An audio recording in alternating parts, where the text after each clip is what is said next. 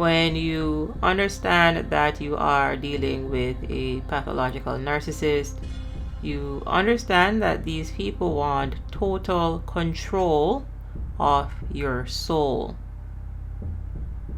They want control of your mind, your will, and your emotions. So you are dealing with someone that wants you to be their little slave. You see, people, narcissists wanted to clip your wings.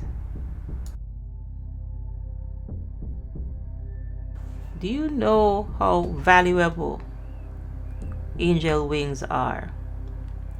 And how much narcissists could get your angel wings for on the black market,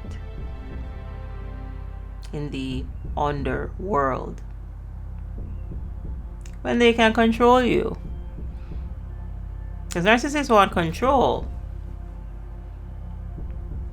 And to control you, they need control. They need access to your soul, your psyche,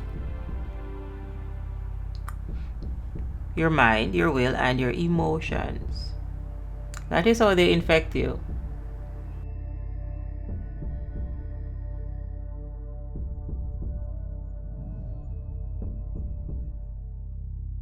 Survivor Don Man writes, "My soul was bought with a price and sealed until the day of redemption. They couldn't get my soul." If you are just coming out of a narcissistic entanglement, and let's say this is 9 months or less, you most likely have fresh wounds. So it will take time to come into your awareness of what you are dealing with, but know that what you are dealing with is a pathological narcissist, is simply someone that is occupied by evil spirits. And when you understand that we are spiritual beings having a physical experience, and we have tools to use, and our tools are our mind, our will, and our emotions, then if pathological narcissists are occupied by or operated by evil spirits, then they're going to use their minds for evil. So they're going to manipulate you. They're going to play mind games with you. They're going to use their emotions for evil. They're going to emotionally manipulate you. They're going to triangulate you. Right? They're going to make you chase them. And they will use their will to break your will. They will break you down over time with their covert, insidious abuse. And this is why oftentimes a lot of people go through these toxic entanglements and they come out with suicidal ideation. Because the narcissist was trying to break your will. They were trying to control your soul. And people, narcissists want your soul because they lost theirs. Because a lost soul is what clinicians call a personality disorder, which means that they have a compromise at the level of their mind, their will, and their emotions. That's the personality. The personality is the expression of the soul.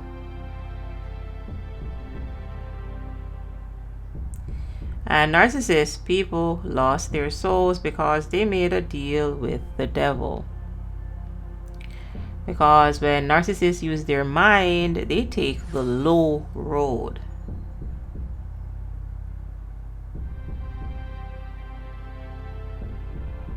And what I mean by this is when they think thoughts in their minds, they accept the evil ones. They don't have a working conscience. Their conscience is compromised. The conscience is corrupt. The conscience is seared. You see, people, Jiminy Cricket kicked the bucket a very long time ago. Jiminy Cricket, the conscience, does not exist. Or Jiminy is retired. Yeah, Jiminy is retired. Jiminy does not work anymore. Doesn't exist. Yeah. So when narcissists make decisions, they listen to the devil on their shoulder. They take the low road. Because you're dealing with people that are rooted in shame, that is pathological self-loathing. However, they hide this under their grandiose pride. This is their egomania. So you're dealing with someone with a rigid type of perfectionism, and they don't think that anything is wrong with their behavior. And in order to ascend on the consciousness ladder, we must let go of a lower level emotion to get to a higher level. So we must let go of pride to get to courage. But pathological narcissists are incapable of letting go of their pride. That's the disorder. Narcissus is obsessed with the reflection in the pool, in the pond. Narcissus was never obsessed with his true self. He was obsessed with the false self. And this is why Narcissus died. He passed away, he drowned in the pond, or he withered away by the bank side. And this is because the ego will be the death of a man. And ego was the death of Narcissus. Hence, pride comes right before the fall, and narcissists are going to fall right back down to shame to go through the same shame-pride cycle. That's the narcissistic abuse cycle. That is why they go around in circles. That is why you have circular conversations with them. Because they are going around in circles. They are based in shame, unable to move past their pride. Pride comes right before the fall. They fall right back down to shame. They run from their shame, they get to pride. Pride comes right before the fall. They fall right back down to shame. And you say, what shame? Narcissists have dysfunctional shame. So they don't face their shame. Whatever is causing them low self-esteem.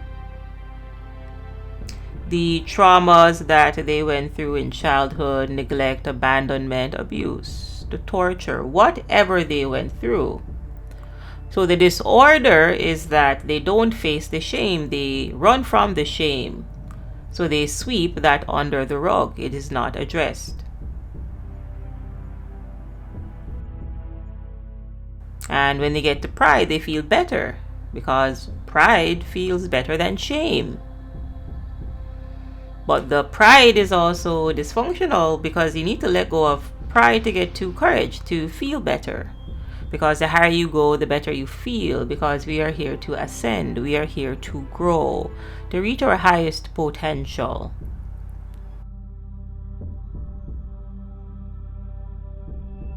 But pathological narcissists cannot reach their highest potential because they don't really have that much energy.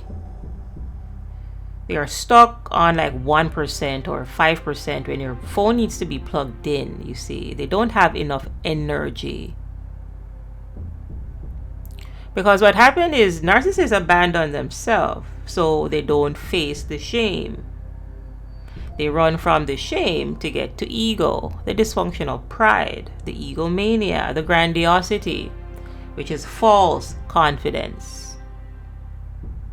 So they don't work on their self-esteem. What they work on is other esteem.